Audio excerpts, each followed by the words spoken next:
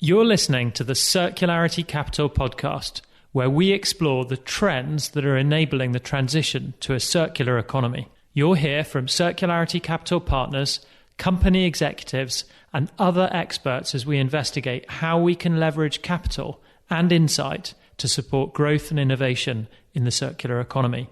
I'm your host, Jamie Butterworth.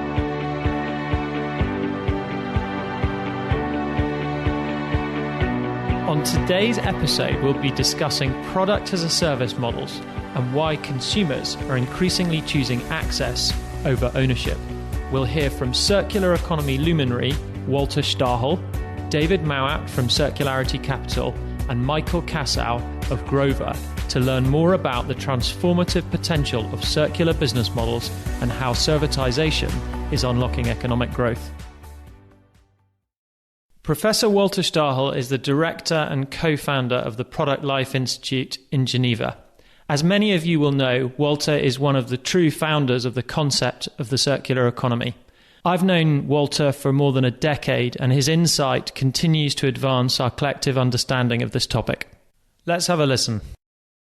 Good morning, and how is life treating you?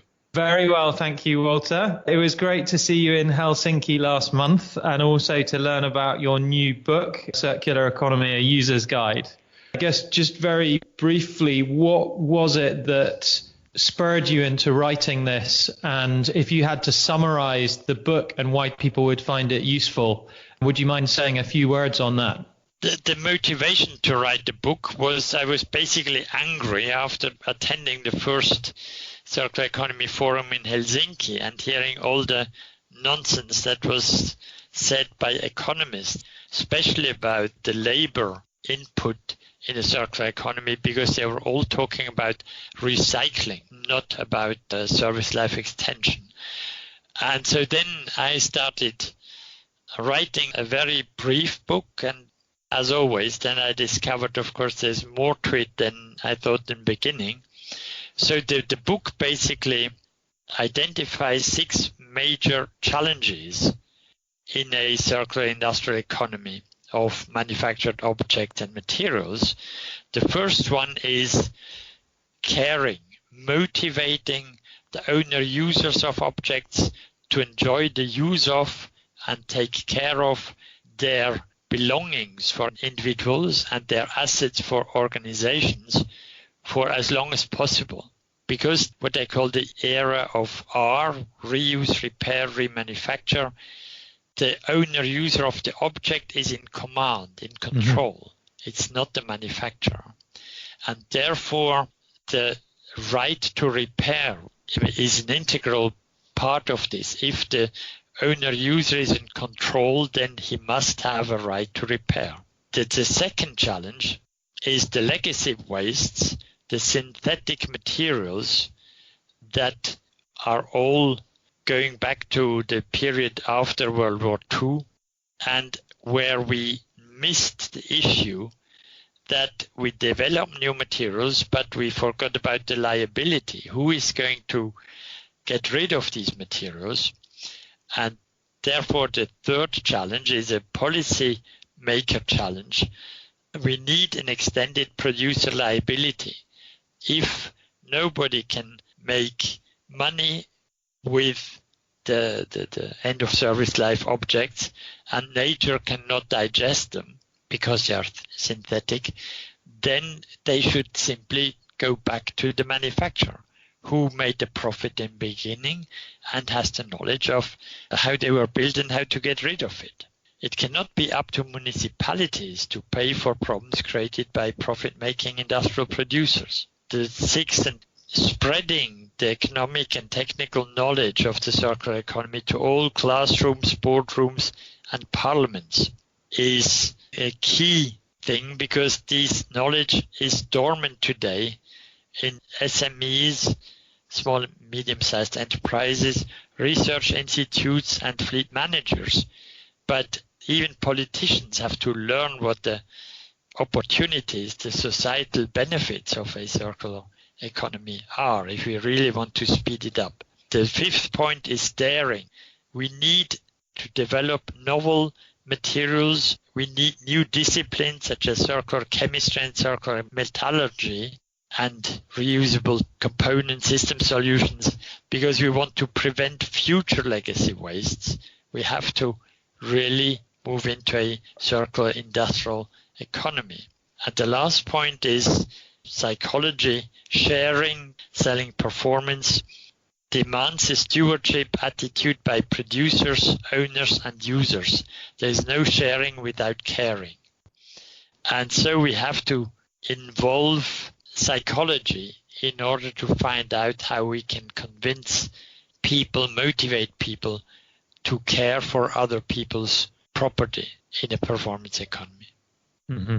Thank you very much, Walter. That's really interesting to get an idea as to the kind of latest thinking from the book. And it's got to be said that my personal kind of how I got into the circular economy in the first place and working at the Ellen MacArthur Foundation, it was reading your book back in 2009 together with the team there that caused us to start really looking at kind of, in particular, this question around how we could displace energy and materials with labor and going beyond recycling. That really had a big impact on our work and our thinking.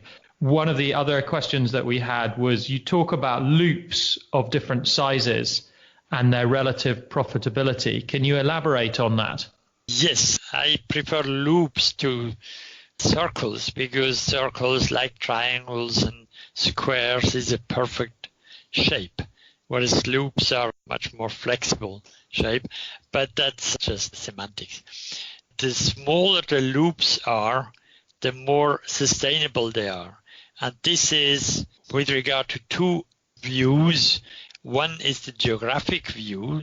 So if you can repair something locally, don't send it to a regional workshop or even back to another country with lower labor costs. So the smaller loop, the local loop, is more sustainable. And why is that? If you repair something locally, you don't need any packaging and you don't need any publicity because you basically know the people that are repairing things locally. You don't need any long distance transport or intermediate storage. Whereas if you go into regional or certainly global repairs, then you lose this advantage. So do the area of R, the reuse, repair, remanufacturing locally, if you can. Now, the other view is reuse before repair, before remanufacture. Again, the smallest loop is reuse, because then you don't have to interfere, you spend very little energy or materials, but of course also little labor or skilled labor. Repair needs more efforts than just reusing or remarketing, and remanufacturing finally is the most interesting one from a profitability point of view, because remanufacturing allows you to not only bring an existing object back to its original state, but you can also adapt it to the state of the art of technology. Walter, that's fantastic input and really interesting to hear about, as you say, the various different loops and the relative profitability or value in each of those. Thank you for clarifying that. So, Walter, thank you very much for sharing your insight into this topic. It's been a great honor to hear from you and really excited to be getting hold of a copy of your new book in due course. It's been a pleasure and a privilege to talk to you. Thank you. That was Professor Walter Stahel on the performance economy and the benefits of transitioning from ownership to usership and stewardship. To focus the conversation on why servitization makes for such a compelling business model for the private sector, I'm joined here today by Circularity Capital partner David Mowat. David will be introducing us to Grover, a subscription-based business model for consumer electronics like phones, cameras, headphones, drones, and more. Hi, David. Welcome. Hi, Jamie. Great to be here. So, David, we hear a lot about the idea of access over ownership and a rental revolution. What is it? How does it work? And why are consumers engaging in this way? Well, there's a lot of talk right now about the concept of the rental revolution. With the rise of businesses like Netflix, Spotify and Zipcar, it's becoming increasingly clear that often consumers want access to the use of a product or content rather than owning it. If a consumer is able to pay a lower price to watch multiple movies than to buy one, or is able to have access to a car whenever it's needed but not have the costs and liability of ownership, that's a really appealing model for a lot of people. So, David, today's linear economic model relies on a very wasteful take, make, dispose model of value creation. How does circular business models help us decouple growth from the use of finite resources? Well, for me, Jamie, the circular economy is all about enhanced resource productivity. And circular business models and sharing business models allow you to cascade the use of assets, components, products through multiple use cycles, maintaining them at their highest quality and highest level throughout that journey. And can you give me an example of how that would work, kind of established company, either B2B or B2C? I think if you look at B2B, long-established businesses in asset rental, whether that's plant and machinery, industrial machinery, increasingly now across healthcare, lighting, those sorts of sectors. Fantastic. And how about B2C? B2C, I think we've seen an increasing shift over recent years. Businesses like Rent the Runway in the US with high-value clothing for special occasions. Probably better known across the globe would be Zipcar in terms of mobility. Fantastic. And are there particular kinds of products you think that are well suited for this, or do you think it would suit any kind of product? Could you kind of have a product as a service model or a circular business model for anything, or do you think it particularly favours certain product types? I think ultimately that all comes down to unit economics, and the unit economics specifically of processing products through multiple use cycles. And to date, that's tended to focus on higher value items. Where that value point sits in terms of how the unit economics can work, I think is constantly evolving. But for now, it's been focused on the higher value items. So, David, there's an often cited example of a company which wasn't very successful in the rental economy. It didn't work, called Radio Rentals, which was offering customers access to the rental of things like white goods and televisions. What would we say is different today, and why would we believe that a company might succeed when a company like Radio Rentals didn't in the past? The challenge that Radio Rentals faced was the purchase price, the retail price of the assets it was renting, such as TVs, video recorders, white goods, were decreasing. And that over time meant that it was no longer viable for consumers to rent rather than to purchase those products. That is simply not what we're seeing in the area of consumer electronics, for example, these days. The price of these products, the retail price to the consumer, is on an upward trend, and therefore the ability to access these products on a subscription-based, rental-based proposition is far more appealing than purchasing outright. What I'm taking away then, David, from our conversation is that the shift to access over ownership is a huge opportunity for businesses in a range of sectors to enable resource productivity and in turn provide better value, better quality, or more convenient products and services to their customers or consumers, who I guess now become users or citizens. Yeah, exactly, Jamie. Products as a service, circular business models have an incredible transformational potential in how consumers access products on an ongoing basis. David sat down for a conversation with Michael Cassau, founder and CEO of Grover, the Berlin-based consumer electronics subscription service.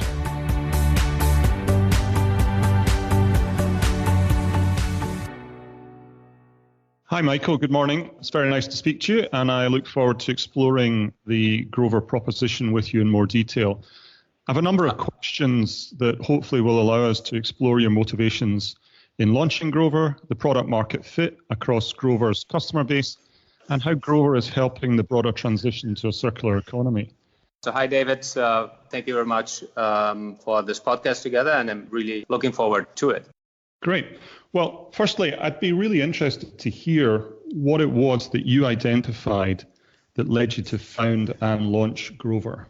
Sure. So I think it can be best explained by the fact that I'm an economist. So typically the way I think about things is in terms of marginal utility for the marginal cost that you incur in the next period of time. And I personally had an experience where in the middle of the summer in 2014, I needed to furniture an apartment, replace tech products and so forth. And I found it really cumbersome for my available capital and my budget back then to purchase all these products. And the only alternative back then was to commit for a very long period of financing. My demand then was to have a short relationship with the product. So in particular, 10 months for furniture and also fewer months on the tech products. And I thought I should be able to access products on a monthly basis, just like I'm accessing music through Spotify or entertainment on Netflix. That's really interesting. That's obviously born out of your economics training, sort of real life personal experience, which is a very compelling reason to do what you've done.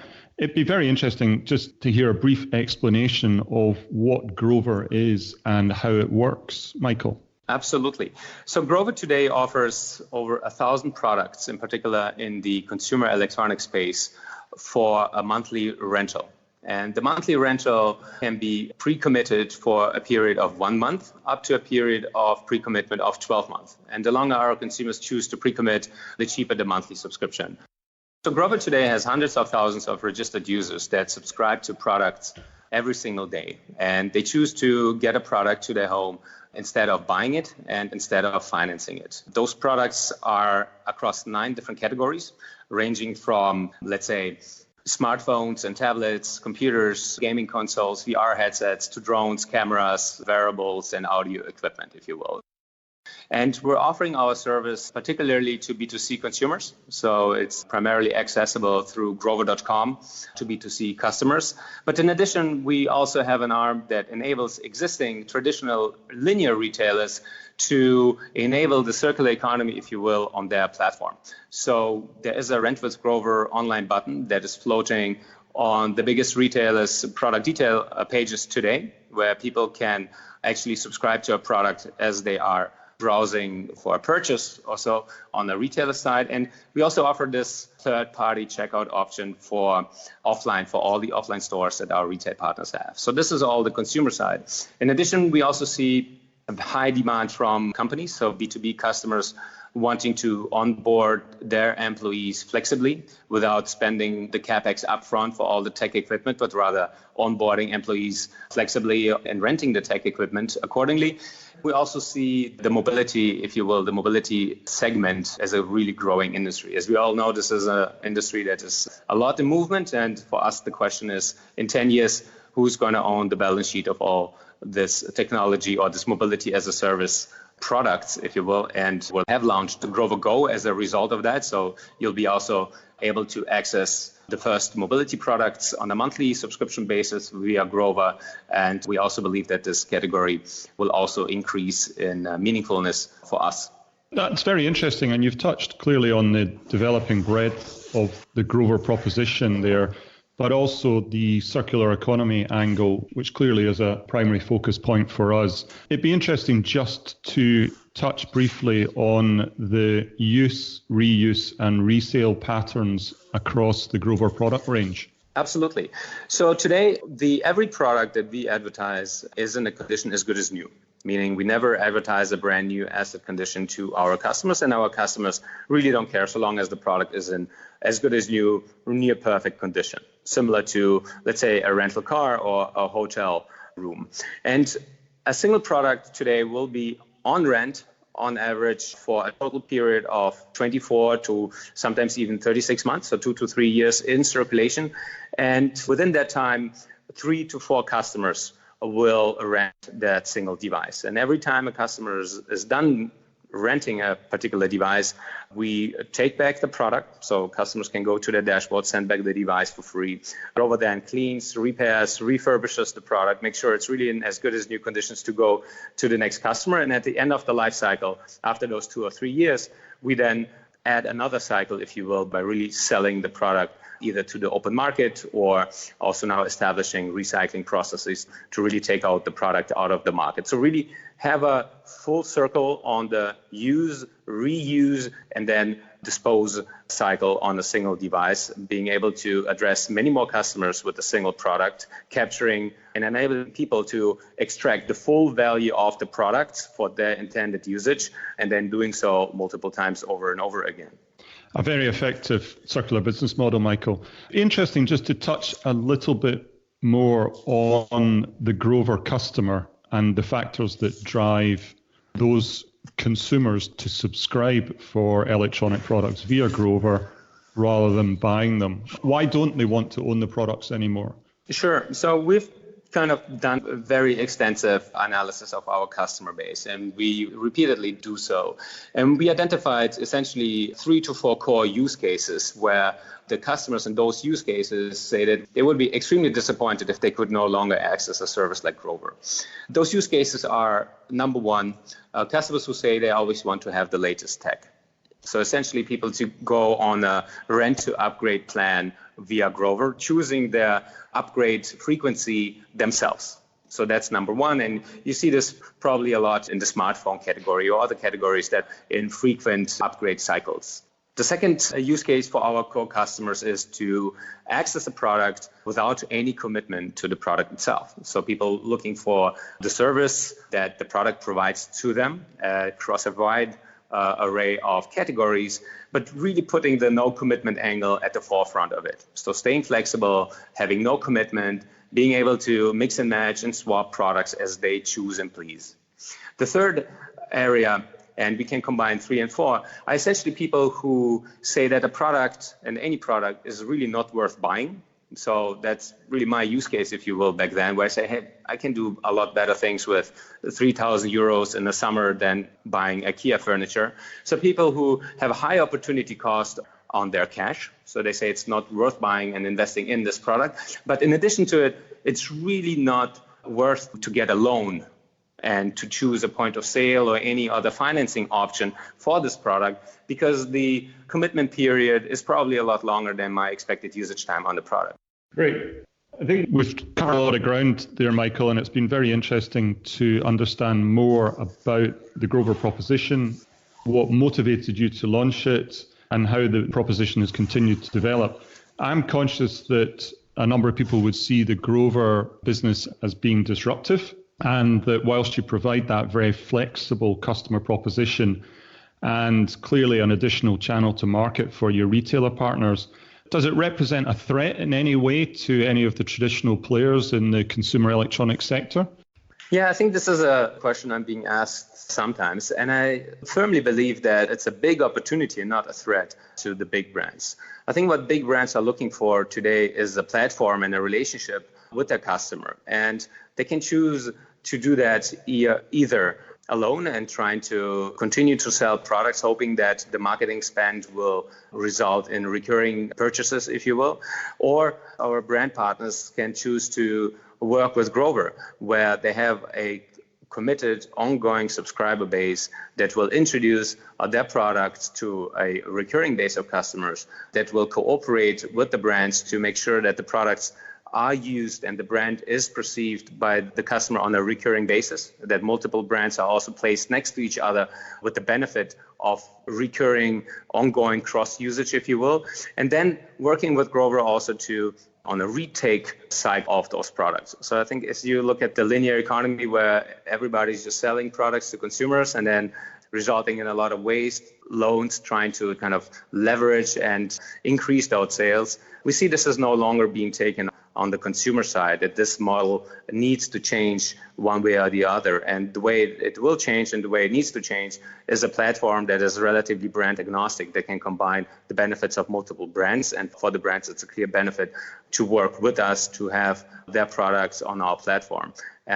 Clearly, it's really similar to the Netflix model. The more brands on the platform, the more content will be consumed by the customers for this particular brand. And sure, if you were to see this as a threat and prefer to do it on your own, you'd have this really standalone offering only and wouldn't be able to give the customers the benefit of cross-category and cross-brand usage. And that long-term consumer engagement and relationship lies at the heart of that proposition, Michael. That's been really interesting. And thank you very much for taking the time to talk to us. And I look forward to catching up with you again soon. Thank you. Okay. Thank you very much. It was a pleasure. Thank you. That was David Mowat and Michael Cassau on product as a service models for consumer electronics. I'm your host, Jamie Butterworth. As always, you can find more information at circularitycapital.com or get in touch with us at info@circularitycapital.com. For more information on Grover, head to grover.com. Thanks for listening. See you next time.